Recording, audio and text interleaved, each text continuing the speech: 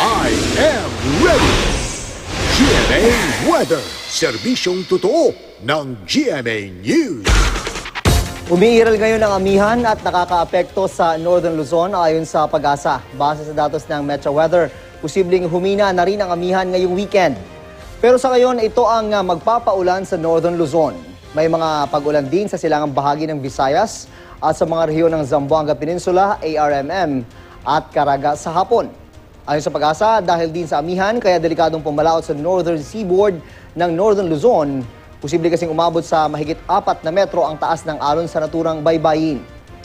Sa Metro Manila, mababa ang tsansa ng ulan at posibleng umabot sa 35 degrees Celsius ang init factor ngayong hapon. Maalinsangan din sa iba pang bahagi ng Luzon, kasama ng Cabanatuan City kung saan nasa 40 degrees Celsius ang damang init. Magiging maalinsangan din sa ilang lugar sa Visayas. Sa Mindanao, posibleng umabot sa 41 degrees Celsius ang init factor sa Davao City. Yan ang latest mula sa GMA Weather. Magplano para sigurado.